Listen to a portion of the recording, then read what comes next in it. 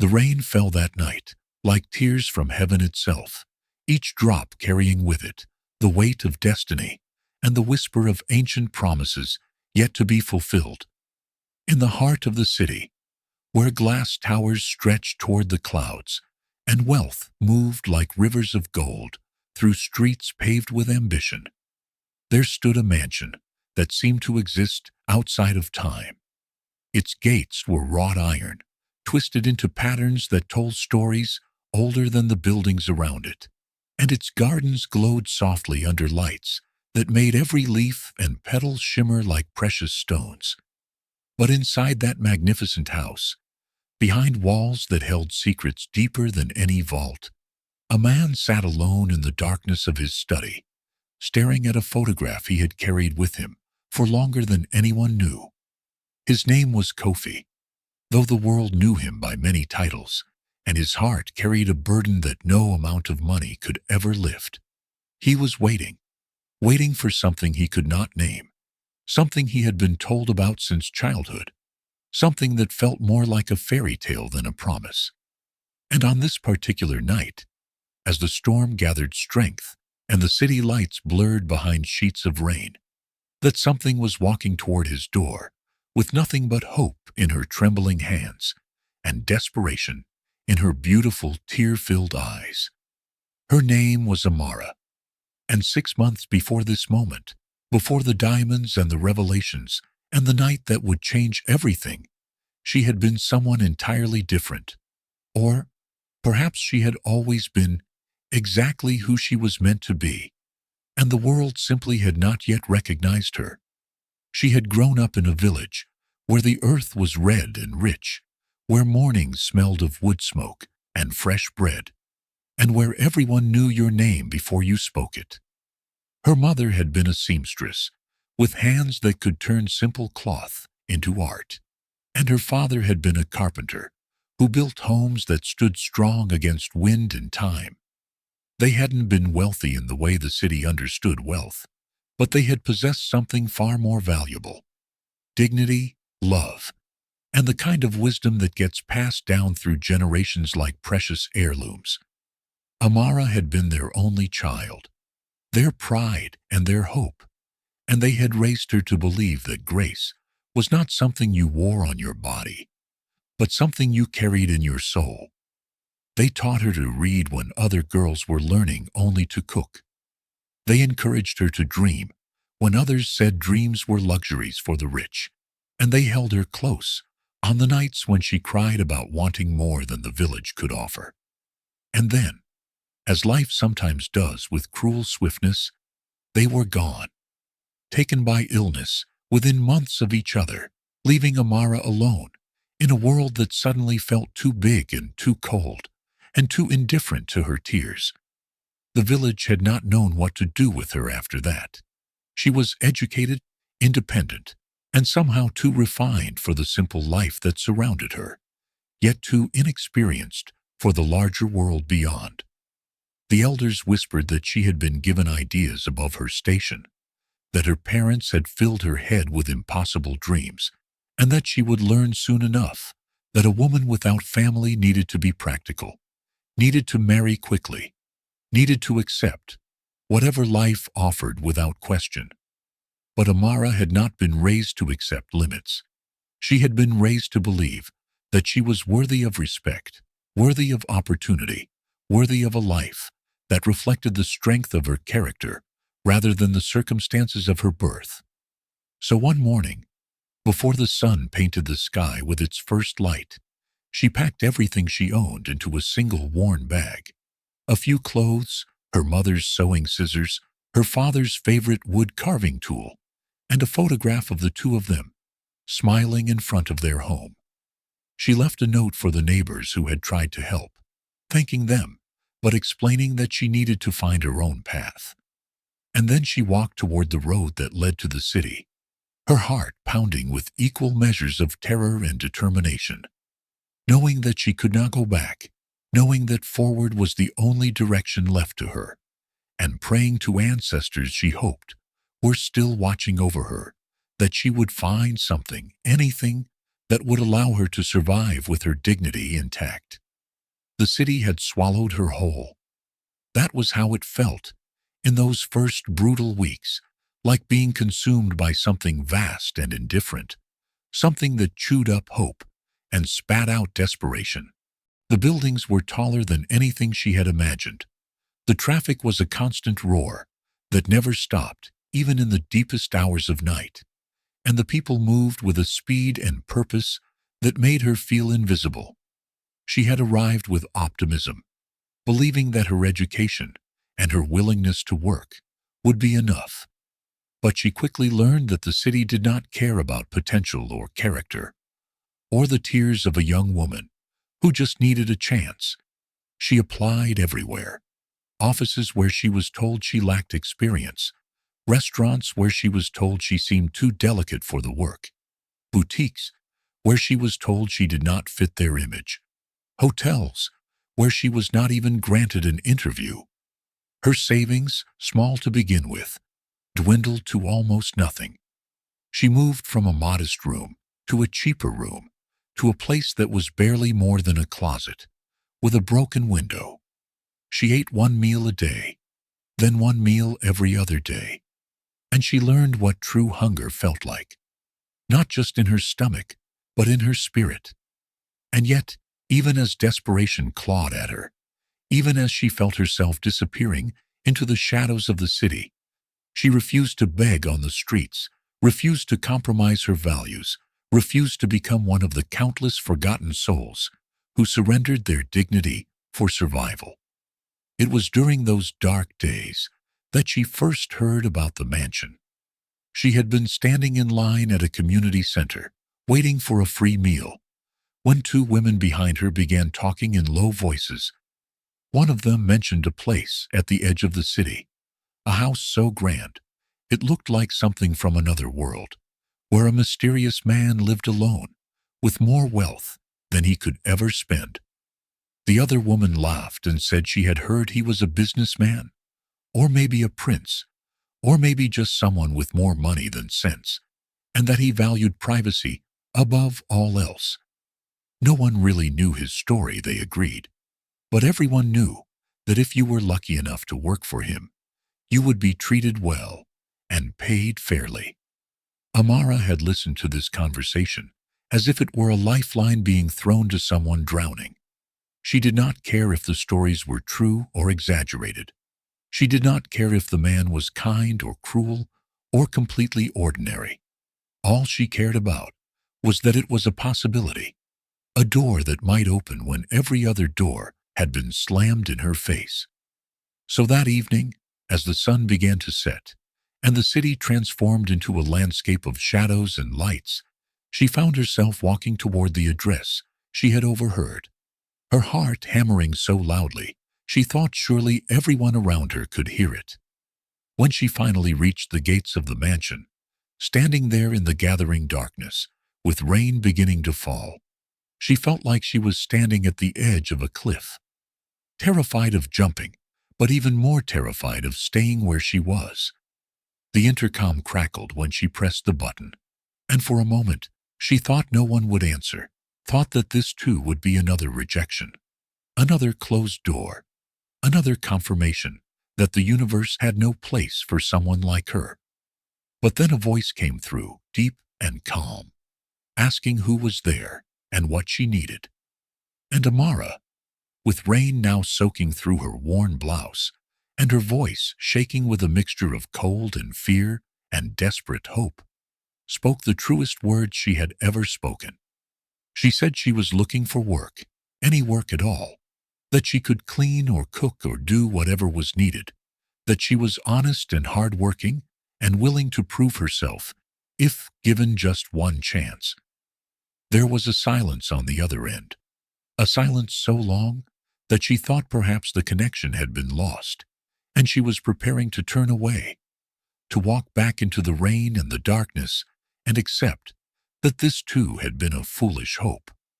But then she heard a sound, the electronic hum of the gate beginning to open, and she stood there frozen, hardly daring to believe it.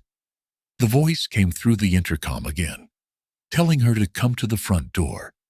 and she walked up that long driveway, with her legs trembling and her mind racing, and her whole being aware that something significant was happening, though she could not yet comprehend what it might be. Yeah, the mansion loomed before her, all elegant architecture and soft golden light spilling from windows, and she felt smaller than she had ever felt, more out of place than she had ever been, and yet somehow, impossibly, invited. The man who opened the door was not what she expected, though she realized later she had no idea what she had been expecting at all. He was tall and broad-shouldered, with skin the color of rich earth after rain, and eyes that seemed to look past all her carefully constructed defenses straight into the truth of who she was. He wore simple clothes, dark trousers and a white shirt with the sleeves rolled up. But there was something about the way he carried himself, something in the set of his shoulders and the calm confidence in his expression that suggested he was accustomed to authority, even when dressed casually. He looked at her standing there dripping and shivering on his doorstep, and instead of judgment or pity in his eyes, she saw something she had not encountered in the city: consideration, as if he was actually seeing her as a human being, rather than an inconvenience or a statistic. He told her she was soaked through and needed to come inside before she caught pneumonia.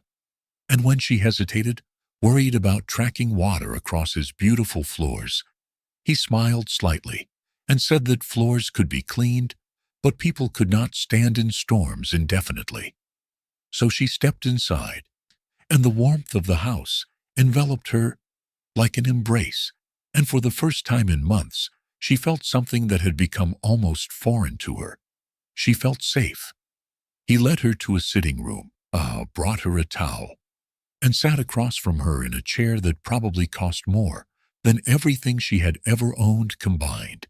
And he asked her name, as if it mattered, as if she mattered. They talked that night for longer than either of them intended. Kofi, that was what he told her to call him. Just Kofi, without any titles or formality. Asked her about her journey to the city, about her family, about what had brought her to his door in the rain. And Amara, who had grown accustomed to guarding her story, found herself telling him everything. She told him about her parents and the village and the education they had worked so hard to give her. She told him about the dreams she had carried like precious cargo from her childhood, dreams of becoming someone who mattered, someone who made a difference, someone who honored the sacrifices her parents had made. She told him about the rejection and the hunger and the slow erosion of hope that had brought her to his gate, with nothing left but one final attempt to find solid ground. And through it all, Kofi listened with an attention that felt almost sacred, never interrupting, never judging, just listening, as if her story was the most important thing he had heard in years. When she finished, exhausted and emotionally raw, he was quiet for a long moment. Then he told her something that confused her at the time.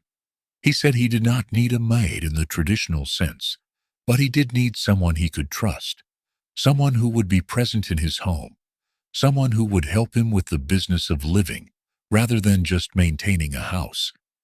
He said there were things about his life that were complicated, things he could not fully explain, but that if she was willing to accept some mystery and some unconventional arrangements, he could offer her a position that would give her stability, safety, and respect.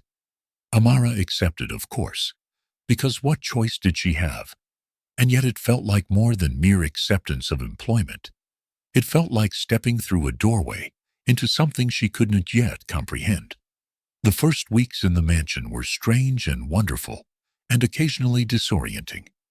Kofi gave her a room that was larger and more beautiful than any space she had ever inhabited, with windows that overlooked the gardens, and a bathroom that had hot water whenever she wanted it, and a bed so soft she sometimes woke up thinking she was dreaming.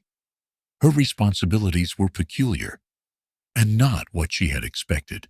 Yes, She prepared meals, but Kofi often cooked alongside her, teaching her dishes from places she had never been, and learning her village recipes with genuine interest. Yes, she kept the house organized, but it was already so meticulously maintained that her work felt more like gentle care than actual labor. What he seemed to want most was simply her presence, someone to talk to in the evenings, someone to share meals with, someone who made the vast and beautiful house feel less like a museum and more like a home. She learned his rhythms and habits. He woke early and spent mornings in his study handling business she never quite understood. He exercised in the gym that occupied one wing of the house. He read voraciously from books in multiple languages, and he often stood at the windows in the evening, looking out at the city with an expression that was part contemplation and part melancholy. He treated her with a respect that felt almost old-fashioned, always asking if she needed anything, always thanking her for her help, always speaking to her as an equal rather than an employee. And slowly, carefully, Amara began to feel something she had thought lost forever. She began to feel like she belonged somewhere. But peace, as it often does, brought complications of its own. The first complication arrived in the form of a woman named Zara, who swept into the mansion one afternoon, as if she owned it and everything in it, including Kofi himself. She was stunning in the way that money and maintenance could make a person stunning. Tall and polished and draped in designer labels that probably cost more than Amara's entire village earned in a year. Her skin was flawless, her hair was perfect, her jewelry caught the light with calculated brilliance, and her smile was the kind of smile that never quite reached her eyes. She greeted Kofi with a familiarity that suggested long history and assumed intimacy, kissing his cheeks and linking her arm through his, as if it were the most natural thing in the world. When her gaze finally landed on Amara, who had been standing quietly near the kitchen, there was a momentary flicker of something dark and assessing before the polished smile returned. She asked Kofi who his new staff member was, emphasizing the word staff in a way that made clear exactly how she viewed Amara's place in the hierarchy of the world. Kofi introduced them simply, offering no explanation or justification, and Amara could see the calculation happening behind Zara's beautiful eyes, the measuring and dismissing that happened in an instant. From that day forward, Zara became a regular presence in the mansion, appearing at all hours with the confidence of someone who believed she had every right to be there. And with each visit, Amara learned more about what entitled cruelty looked like when wrapped in expensive clothing and social graces. Zara's cruelty was never obvious enough to be called out directly, never dramatic enough to justify complaint, but it was constant and corrosive, like water slowly wearing away stone. She would ask Amara to fetch things as if she were a servant rather than a person, interrupting conversations and dismissing her presence with a casual rudeness that was somehow more insulting than open hostility. She would make comments about the food Amara prepared, suggesting that someone with proper training would know better techniques, or would remark on how quaint it must be to come from such a simple background, delivering these observations with a smile that dared Amara to take offense. She moved through the mansion, rearranging things and making herself comfortable, as if establishing territory. And she treated Kofi with a possessiveness that seemed to assume a relationship far more committed than what Amara observed. But what bothered Amara most was not Zara's treatment of her. She had endured worse and survived. It was watching how Zara treated Kofi, how she constantly touched him as if he were property, how she talked about his wealth and status as if those were the interesting things about him, how she never seemed to actually listen when he spoke about things that mattered to him.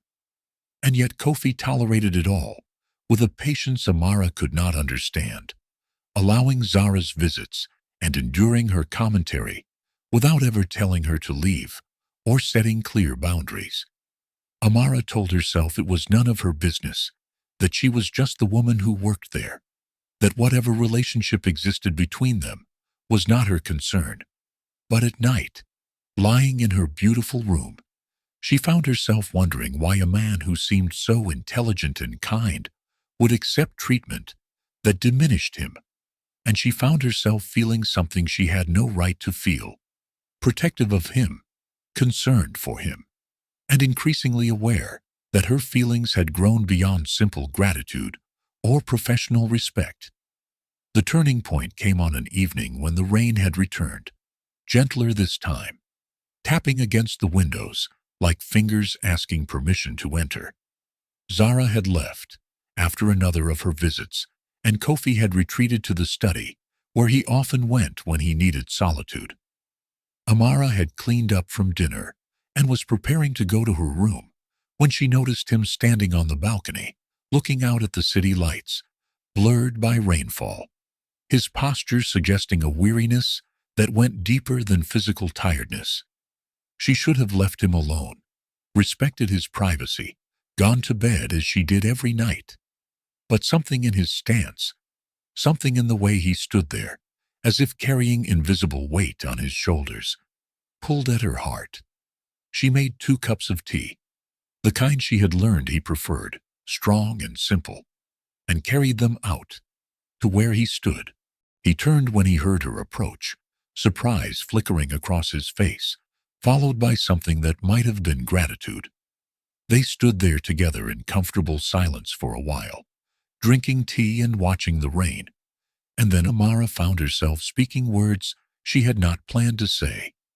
She told him she did not understand why he allowed Zara to treat him the way she did, why he accepted behavior that clearly made him uncomfortable, why he tolerated someone who seemed to value him only for his wealth and status. She expected him to tell her it was none of her concern, to politely remind her of her place, to shut down this conversation before it could truly begin. But instead, he was quiet for a long moment, and when he finally spoke, his voice was heavy with things left unsaid. He told her there were complications in his life that he could not fully explain, obligations and expectations that had been placed on him before he was old enough to question them, connections to a world that demanded certain performances and maintained certain appearances.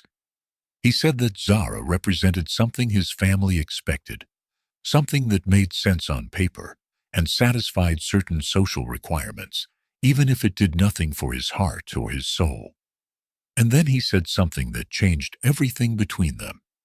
He said that since Amara had arrived, the mansion had felt different, that her presence had reminded him what it felt like to have someone actually see him, rather than just see what he represented, that their evening conversations had become the part of his day he now looked forward to.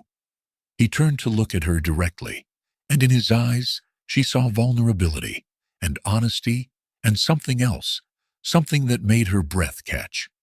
He told her he knew it was inappropriate, that he was her employer and she was in his household, and there were 1,000 reasons why he should not be saying any of this, but that he wanted her to know she mattered to him, that she was not just someone who worked there, but someone who had become important in ways he had not anticipated.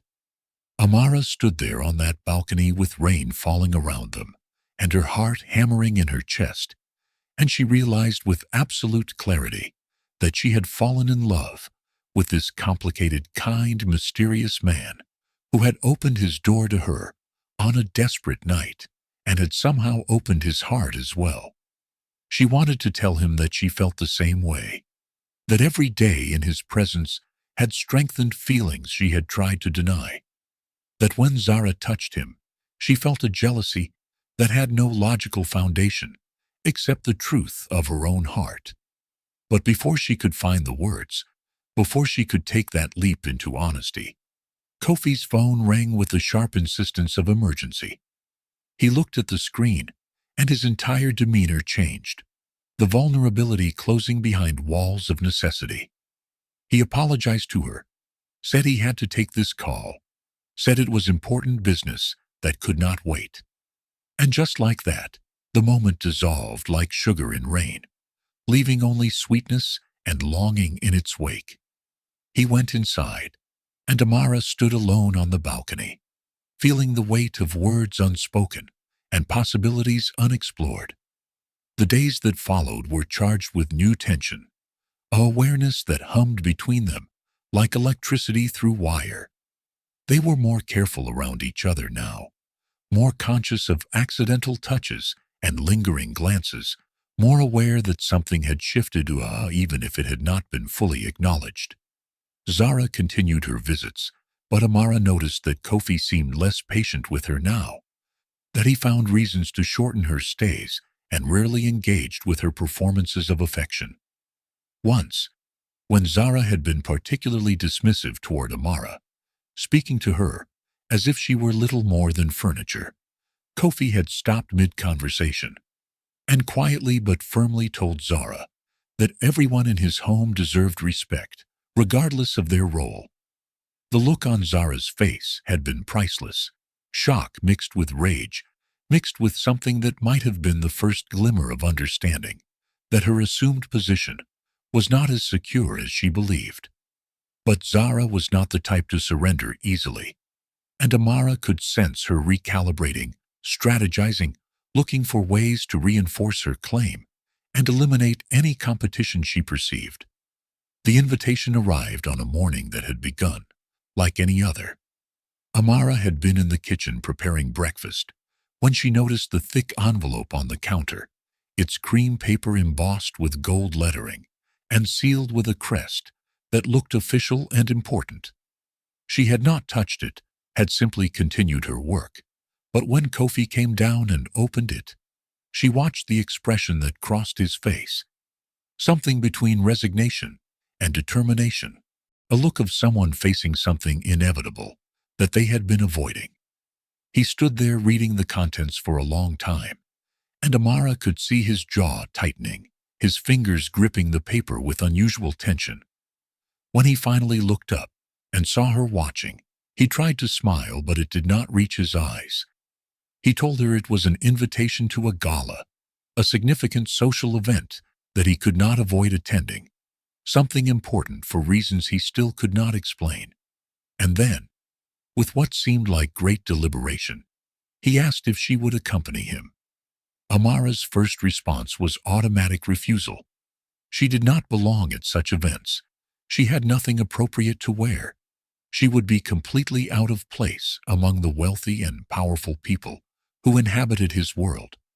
But Kofi was insistent in a way she had never seen him be before. He told her that he wanted her there, that he needed her there, that there were things she would learn that night that would answer questions she had not known to ask. He said he would take care of everything, the gown, the preparation, the details. All she had to do was trust him and say yes. And looking into his eyes, seeing the mixture of hope and anxiety there, Amara found herself agreeing, despite every logical objection her mind could raise. The preparations for the gala were surreal, like being transformed into someone from a fairy tale. A team of stylists arrived at the mansion with racks of gowns and cases of jewelry and tools and products Amara had never seen before. They treated her with professional courtesy, measuring and adjusting and discussing her as if she were a work of art in progress. The gown they finally selected was midnight blue silk that seemed to capture light and shadow in its folds, fitted perfectly to her body and flowing like water when she moved. They did her hair in an elegant style that honored her natural texture while creating something sophisticated and timeless. The makeup was subtle but transformative, highlighting her features without masking them. And when they finally placed the jewelry around her neck and wrists, delicate pieces that she later learned were genuine diamonds and not the costume jewelry she had assumed, she looked in the mirror and barely recognized herself. The woman looking back at her was elegant and refined and beautiful in a way she had never thought possible. But what surprised her most was that she still recognized something essential: the dignity her mother had taught her, the strength her father had modeled, the grace that had nothing to do with gowns or jewels, but everything to do with character. Kofi's expression when he saw her was something she would remember forever. He had been waiting in the foyer, dressed in a tailored black suit that made him look like he belonged in the pages of luxury magazines, and when she descended the stairs, he simply stood there speechless, looking at her with an intensity that made her feel more beautiful than any dress or jewelry ever could. The ride to the gala was quiet, both of them lost in thoughts they couldn't quite voice. The city passed outside the windows of the limousine, a city that Amara had arrived in with nothing, a city that had almost broken her, a city that now looked different from inside this luxurious vehicle, beside this remarkable man. When they arrived at the Grand Royal Hotel, the scene was something from a different world. Red carpets and photographers and crowds of people dressed in their finest, competing for attention and status in ways both obvious and subtle.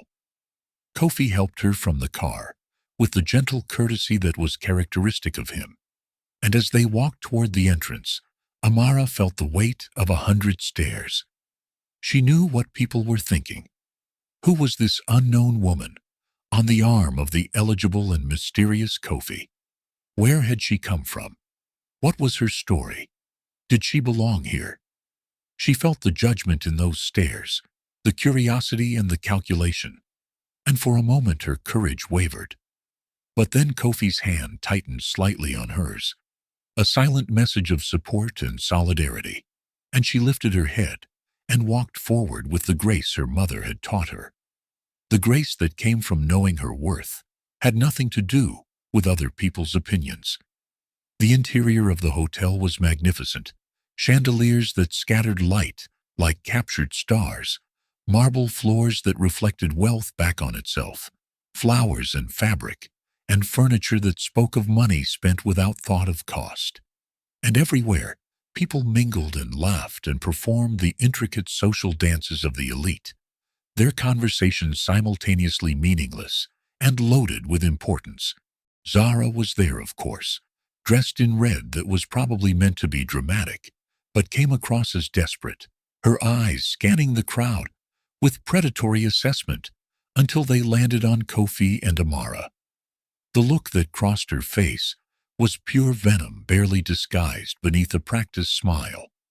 She made her way through the crowd with determined grace, intercepting them before they had fully entered the ballroom. Her greeting to Kofi was possessive and familiar. Her acknowledgement of Amara was arctic, and her entire demeanor broadcast ownership and challenge in equal measure. She linked her arm through Kofi's as if it were her natural right, and Amara felt herself taking a step back, remembering her place, remembering that she was just someone who worked in his home, that whatever moments they had shared on rainy balconies did not translate into legitimate claim in the world of wealth and status. But Kofi gently but firmly removed his arm from Zara's grasp, and his voice, when he spoke, was polite but distant, making clear that she was presuming intimacy that did not exist. Zara's smile became brittle, and Amara could see the rage simmering beneath her polished exterior, the calculation happening behind her eyes as she reassessed the situation and plotted new strategies. The evening continued, with introductions to people whose names Amara immediately forgot. Conversations about business and politics and society gossip that felt foreign to her, and constant to underlying currents of competition and comparison that exhausted her more than physical labor ever had.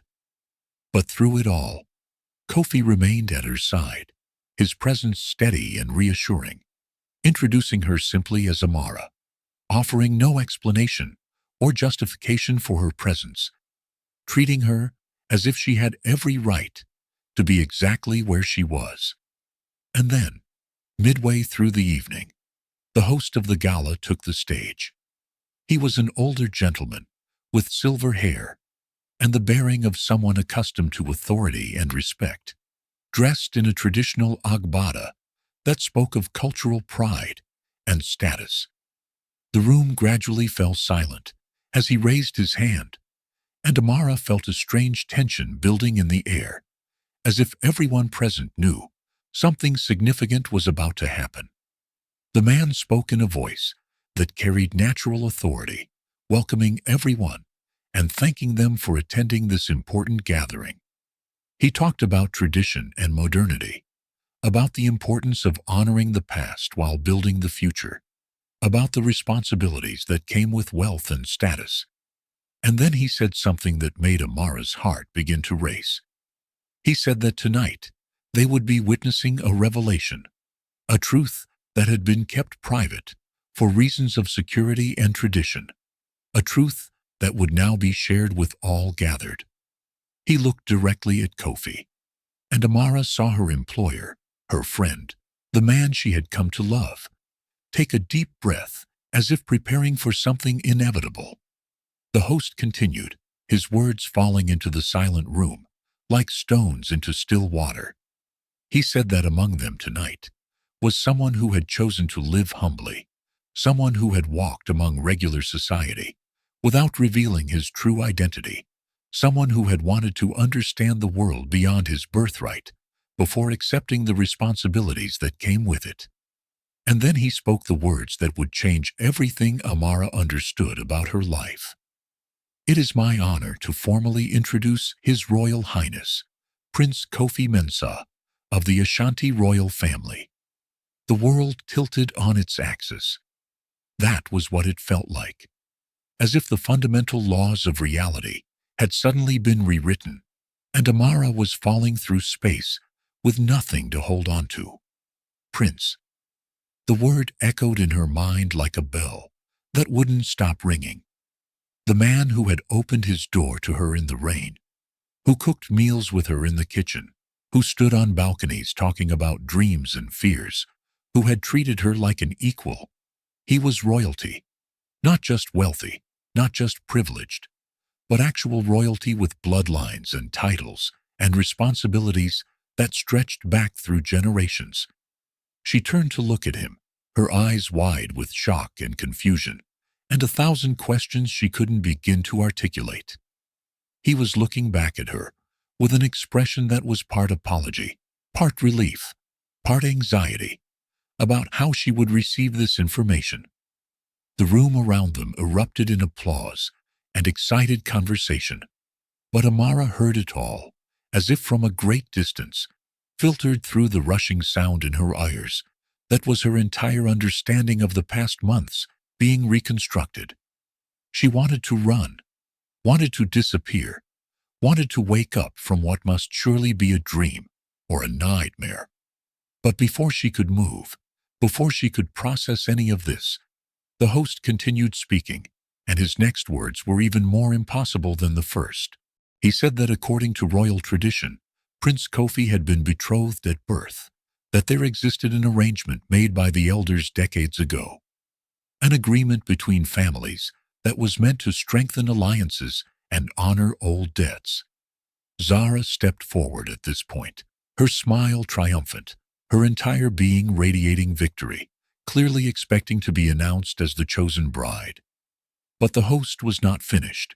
He pulled out a scroll, actual parchment that looked ancient and official, and began to read from it in a voice that carried the weight of history and tradition. He spoke of an agreement made 2 generations prior, when King Mensah, Kofi's grandfather, had been saved from assassination by a man named Chief Osai and Nkrumah, a leader from a neighboring region who had risked everything to protect the king and preserve the peace. In gratitude and respect, the king had made a binding promise that his family line would be united with the chief's family line, that their grandchildren would marry, that the alliance would be sealed with blood and love rather than just politics and convenience. The chief had agreed, and the promise had been recorded, witnessed, and sealed with the understanding that when the time came, the families would honor this sacred commitment. And then the host said the name that made Amara's legs go weak. Chief Osai Nkrumah's granddaughter, Amara Nkrumah, daughter of Kwame and Ama Nkrumah, is the woman chosen by destiny to stand beside Prince Kofi Mensah. The words seemed to come from very far away, and yet they struck her with the force of lightning.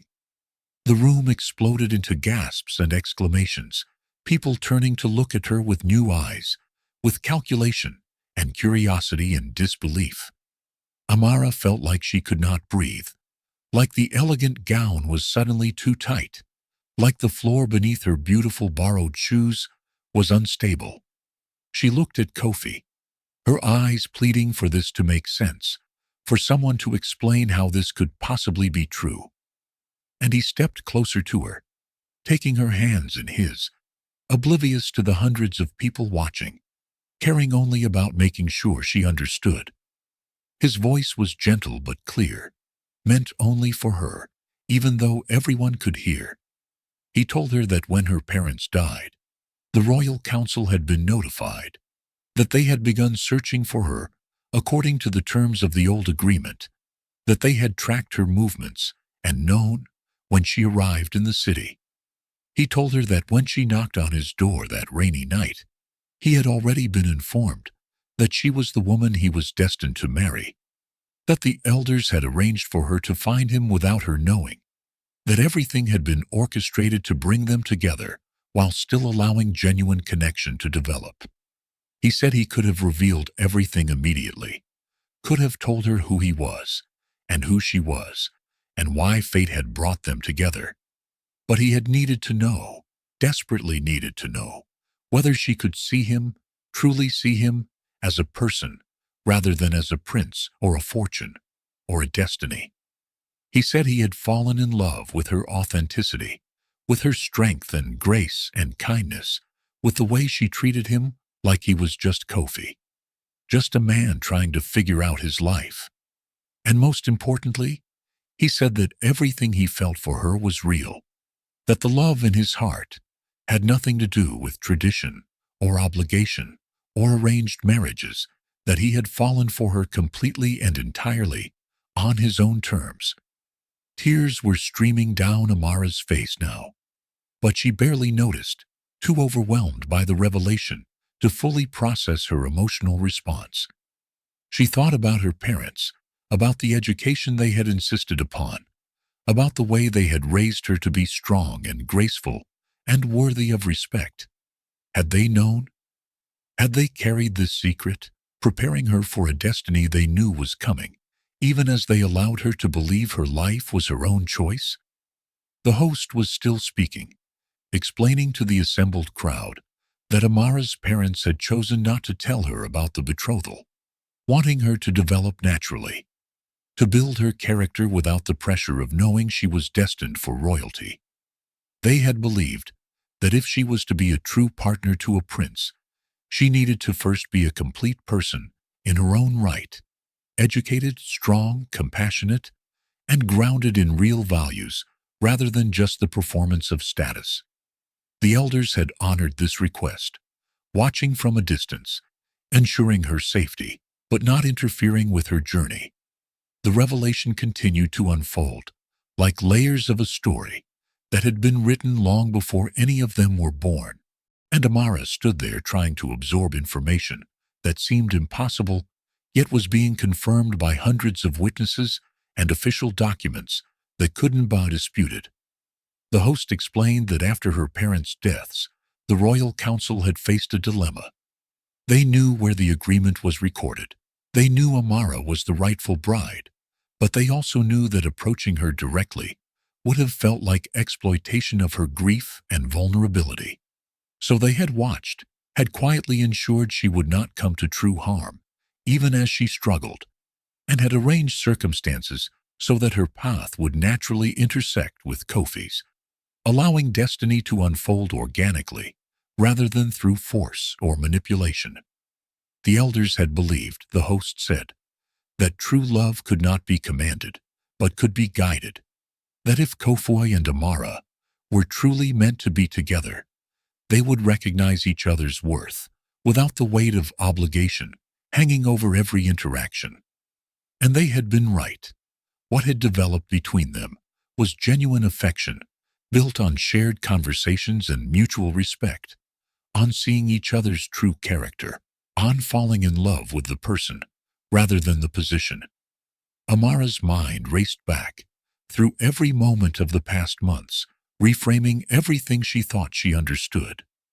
The job offer that had seemed like pure luck, the respect Kofi had shown her from the very beginning, the way he had seemed to be evaluating something deeper than just her ability to manage a household. It all made sense now in a way that was both comforting and terrifying. She had not been just a desperate woman looking for work. She had been a princess finding her way home without knowing she had ever left. Zara's face had gone from red to white to an alarming shade of purple, her carefully maintained composure cracking like expensive porcelain dropped on marble.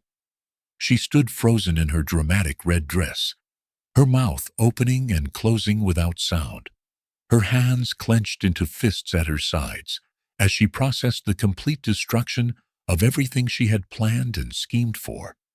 Because it was now clear to everyone in that room that Zara had known about Amara's existence, had known about the betrothal agreement, and had actively worked to keep the truth hidden.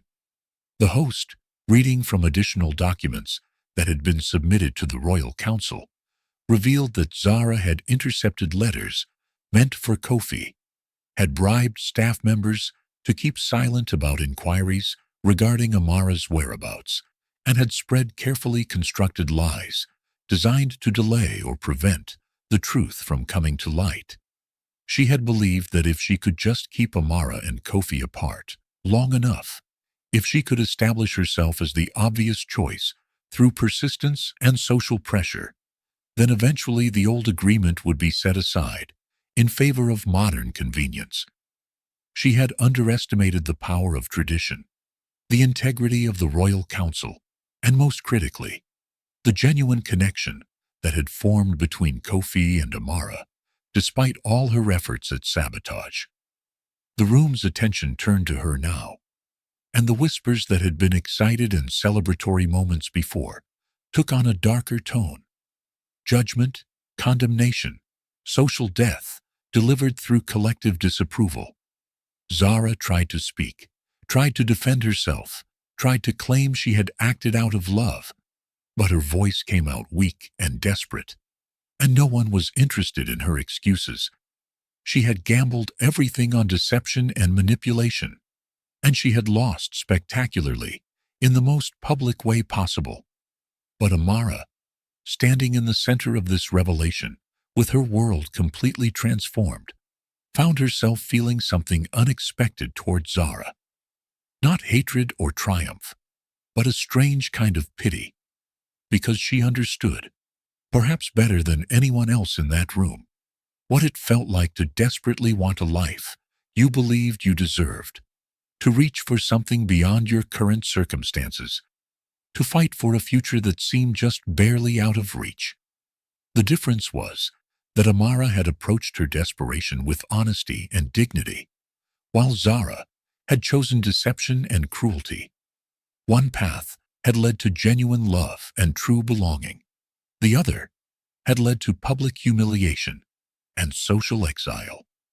It was a lesson as old as the folktales Amara's mother used to tell. That character matters more than circumstance, that how you pursue your goals determines whether achieving them brings joy or emptiness, that shortcuts built on lies always collapse under the weight of truth. Kofi was still holding her hands, still watching her face with anxious concern, still waiting for her to process and respond to the overwhelming information that had been delivered. She looked at him, really looked at him, and saw past the title that had just been revealed, past the wealth and status and royal bloodline, to the man who had opened his door to a desperate stranger, who had treated her with consistent kindness, who had fallen in love with her when he could have approached their destined relationship with mere obligation.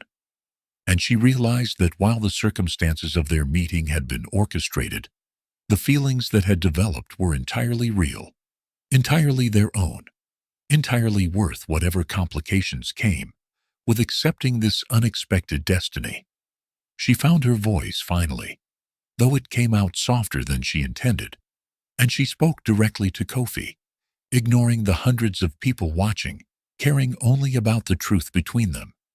She told him she was overwhelmed and confused, and struggling to reconcile the man she had come to know with the prince who had just been revealed. She told him she was angry that he had kept such a significant secret, even as she understood his reasons for doing so. She told him she felt manipulated by circumstances, even as she acknowledged that the feelings in her heart were genuine and had grown naturally, despite the orchestrated setup. And then she asked him the only question that really mattered. Did he love her for herself, for who she was as a person? Or did he love her because destiny and tradition and royal agreements said he should? Kofi's answer came without hesitation, his voice strong and clear and meant for her alone, even though everyone heard it. He said that destiny might have brought them together, but destiny did not make him smile when she hummed while cooking, did not make his heart lighter when she joined him for evening conversations, did not make him fall asleep thinking about her laugh, or wake up hoping to see her face. He said that before he knew she was his intended bride, he had already been falling for her, that the revelation of their shared destiny had only confirmed what his heart already knew. He said he loved her, not Princess Amara Nkrumah, not the granddaughter of a chief, not the woman chosen by elders, but Amara herself, the woman who had knocked on his door with nothing but hope and dignity, who had built a place in his life and his heart through simple presence and authentic connection. The applause that followed was thunderous, the entire ballroom erupting in celebration of a love story that satisfied both tradition and genuine emotion, that honored the past while embracing authentic connection. But Amara barely heard it, focused entirely on Kofi's face, on the truth she saw in his eyes, on the feeling of his hands still holding hers as if she were something precious. She realized in that moment that she had a choice to make. She could run from this overwhelming responsibility, could reject the destiny that had been decided before her birth, could walk away from royal obligations and return to a simpler life where she controlled her own path. Or she could step forward into this unexpected future, could embrace the love that had grown between them, could accept that sometimes destiny is not a cage, but a gift that takes time to unwrap and understand. She thought about her parents, about the sacrifices they had made to educate her and prepare her and build her character into something strong enough to handle whatever life brought. She thought about the struggles she had endured, the rejection and hunger and desperation that had brought her to Kofi's door. She thought about the past months of gradually falling in love with a man who treated her like she mattered, who listened to her thoughts, who valued her presence not for what she could do, but for who she was. And she realized that every difficult moment, every closed door, every struggle had been preparing her for this, not because some mystical force was guiding her steps, but because hardship builds character, and character determines how we handle unexpected opportunities. She had been shaped by her journey into someone capable of standing beside a prince, not as decoration or obligation, but as a true partner who understood both humility and dignity, both struggle and grace.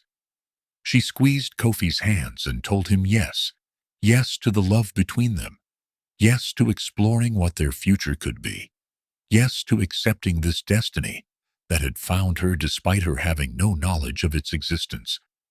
But she also told him that she needed time to process, to understand, to reconcile the woman she had believed herself to be with the princess she apparently was. She told him she would not simply slide into a royal role without understanding it, would not become someone different just because a title had been revealed, would not lose herself in the expectations and obligations that came with his world. And Kofi, with the wisdom that had made her fall for him in the first place, agreed immediately, promising that they would navigate this new reality together, that he would never ask her to be anything other than herself, that the qualities he loved, her honesty, her strength, her grace under pressure, were exactly the qualities that would make her an extraordinary partner in both life and responsibility. The rest of the evening passed in a blur of congratulations and introductions and explanations, as people who had barely noticed her earlier now rushed to speak with her, to express support, to align themselves with the newly revealed princess. Amara handled it all with the same grace she had shown while facing rejection and hunger in the city. Polite but not obsequious, friendly but not desperate for approval, present but not performing. She could feel herself being evaluated by everyone in the room, could sense the calculations happening behind smiles and compliments, but she refused to let their assessments define her. She knew who she was, knew what she had survived, knew that her worth had nothing to do with royal blood or destiny, but everything to do with the character her parents had helped her build. The weeks that followed were intense and transformative, filled with meetings with royal councils and lessons about protocol and introductions to family members who ranged from warmly welcoming to coolly assessing. Amara learned about her grandfather's heroism, about the bond he had formed with the king, about the respect he had commanded despite not being royalty himself. She learned that her parents had been quietly monitored and supported throughout their lives, that their business had been subtly assisted to ensure stability, that they had always known their daughter was destined for something significant, even as they raised her to be grounded and real. She met distant relatives who had known about the agreement, and others who were as surprised as she had been, and she began to understand the complex web of tradition and modernity that her life was now part of. Kofi was patient and present through all of it, never pushing her faster than she was ready to move, always checking in to make sure she was okay, always reminding her that their relationship was the foundation, and everything else was just details to be managed. They had long conversations about what their future would look like, about how to honor tradition while also being authentic to themselves, about how to use their position and resources to make meaningful differences rather than just maintaining status. And gradually, Amara began to feel less like an imposter in borrowed clothes and more like someone who had earned her place through character rather than just bloodline. The transformation was not about becoming someone different, but about recognizing that she had always been enough, that the grace and dignity she carried had always been royal in the truest sense, that her journey from village to city to mansion had not been random struggle, but preparation for purpose. Zara's story, meanwhile, became a cautionary tale whispered in social circles, a reminder of what happened when ambition divorced itself from integrity, when desire became entitlement, when manipulation replaced genuine connection. She had not been arrested or publicly punished because no actual crimes had been committed, but social exile can be more devastating than legal consequences for someone who values status above all else. Her family's business connections began to dissolve as people distanced themselves from the scandal.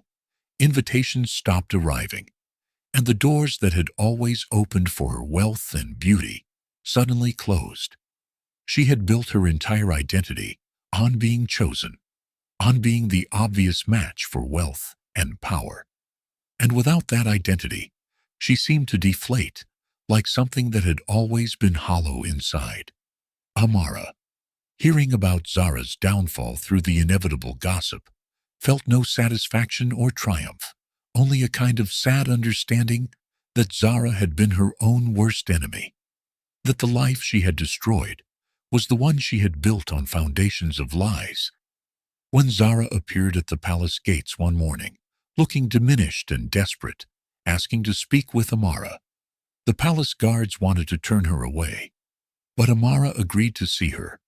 They met in a small private garden, and Zara stood there with her pride visibly crumbling, struggling to form words that might salvage something from the wreckage of her choices.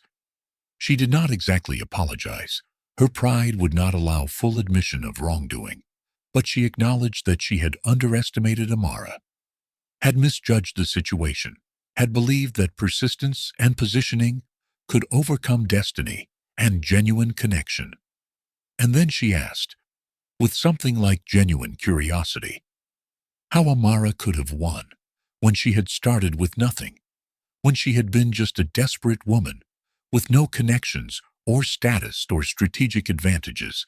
Amara looked at this woman who had tried so hard to sabotage her, who had treated her with casual cruelty, who had schemed and manipulated and still lost everything. And she felt something shift inside her. Not forgiveness exactly, because forgiveness would need to be earned over time, but a release of any lingering resentment or bitterness. She told Zara that she had not been trying to win anything, that she had simply been trying to survive with her dignity intact, that she had approached every moment with honesty, even when dishonesty might have been easier. She told Zara that character matters more than strategy, that people can sense authenticity even when they cannot articulate why it matters, that love based on seeing and being seen will always be stronger than relationships built on performance and positioning. She told Zara that she did not want her to be destroyed, did not take pleasure in her downfall, and genuinely hoped she would learn from this experience and rebuild herself on more solid foundations. And then she said something that surprised both of them. She said that Zara's greatest mistake had not been trying to win Kofi's love, but had been so focused on winning that she never stopped to consider whether he was actually the right person for her, whether his world was truly what she wanted or just what she thought she should want. She suggested that perhaps Zara's path forward involved discovering who she actually was beneath all the performance, what she genuinely valued, what kind of life would make her happy rather than just impressive. It was more grace than Zara deserved, and they both knew it. But grace given freely sometimes plants seeds that grow slowly over time into genuine transformation. The wedding, when it finally happened, was everything Amara's mother had probably dreamed of without ever speaking the dream aloud. It took place on a golden afternoon when the sky was impossibly blue and the air smelled of jasmine and hope, in a ceremony that blended traditional elements with personal touches that reflected who Kofi and Amara actually were. The location was significant, not in the city where wealth concentrated and status performed, but in the region between Amara's village and the royal family's ancestral lands, a place that symbolized the bridge being built between worlds. Elders from both families participated in rituals that stretched back through generations, blessing the union and speaking prayers that honored ancestors who had set these events in motion through friendship and courage and promises kept across time. But there were also elements that belonged entirely to Kofi and Amara. Readings from books they had discussed during evening conversations, music that reflected both tradition and personal taste, vows they had written themselves that spoke not of duty or obligation, but of choosing each other daily, of building partnership based on genuine respect and affection. Amara wore a gown that incorporated fabrics her mother had sewn, worked into a design that was both modern and traditional, personal and regal. And when she walked toward Kofi, through crowds of witnesses, she felt her parents' presence as surely as if they were standing beside her, felt their pride and their love and their understanding that they had prepared her perfectly for this moment, not by telling her what was coming, but by teaching her how to be fully herself, regardless of circumstances. The ceremony was witnessed by thousands, royalty and villagers, wealthy elite and common people, those who had supported their union and those who had doubted it, all gathered to witness love that had been both destined and chosen, both arranged and authentic. The months and years that followed became the real story, because weddings are single moments, but marriages are daily choices, and being a prince and princess was not just about titles and ceremonies, but about the actual work of leadership and service and representing something larger than themselves. Amara discovered that her journey from village to city to palace had given her a perspective that was rare and valuable. She understood struggle in ways that people born to wealth could never fully grasp. She knew what it felt like to be invisible and dismissed. She remembered the hunger and desperation that turned people into versions of themselves they never wanted to be. And she used that understanding to shape how she and Kofi approached their responsibilities, insisting on programs that addressed real needs rather than just performing charity, creating opportunities for education and entrepreneurship that could actually change trajectories rather than just providing temporary relief, listening to people who were usually ignored by those in power. She became known not for her beauty or her fashion or her royal status, but for her substance, for showing up consistently, for treating everyone from street vendors to foreign dignitaries with the same fundamental respect. Kofi, watching her navigate their world with grace and purpose, fell more in love with her every day, marveling at how destiny had brought him not just a bride, but a true partner who made him better, and pushed him to use his privilege for something beyond maintaining status. They had challenges, of course, disagreements about priorities, struggles with family expectations, moments when the weight of responsibility felt overwhelming. But they faced those challenges together, with honesty and humor, and the kind of commitment that grows stronger when tested. And slowly, their story became more than just a romantic tale about destiny and hidden identities. It became an example of what leadership could look like when character mattered more than credentials, when service was genuine rather than performative, when power was used to lift others rather than just maintain position. And so the story that began with a desperate knock on a door in the rain became something far greater than either of them could have imagined, not because of the royal titles or the wealth or the dramatic revelations, but because two people chose to see each other truly, to build something real, despite complicated circumstances, to let love grow naturally, even within the structure of destiny. Years later, when people asked Amara about that night, when she knocked on Kofi's door, with nothing but hope and dignity, she would smile and say that she had been looking for work, but found herself instead, that she had been seeking survival, but discovered purpose, that she had been desperate for a chance, but was given an entire life, rebuilt on foundations stronger than she had known were possible. She would tell them that destiny is real, but so is choice, that sometimes the path we are meant to walk requires us to first lose our way completely, that the greatest treasures are often found when we have nothing left but our authentic selves to offer. And when young women came to her, as they often did, seeking advice about their own struggles and dreams and seemingly impossible circumstances, she would tell them what her mother had taught her and what her journey had confirmed, that grace is not about what you wear, but how you carry your heart, that dignity cannot be taken from you unless you surrender it, that your character in difficult moments reveals who you truly are and determines what you are capable of becoming.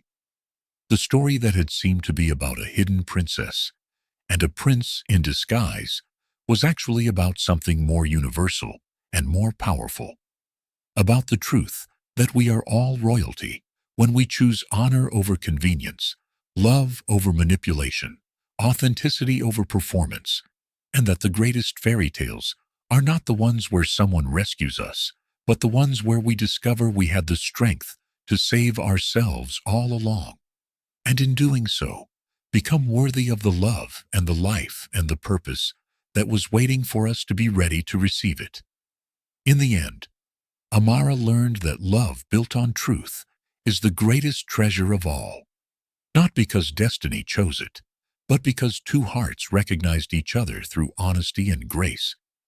She learned that the path to our purpose often looks like loss and struggle, but those very difficulties shape us into people capable of handling the blessings we could not have managed before. She learned that dignity maintained in darkness shines brightest when light finally comes. If this story touched your heart, subscribe, like, and share. Your support keeps these stories alive. Let us continue to tell the tales that remind us who we are and who we are meant to become. Because somewhere, right now, someone is standing at a door, wondering if they should knock. And they need to know that courage in desperate moments can unlock destinies beyond imagination.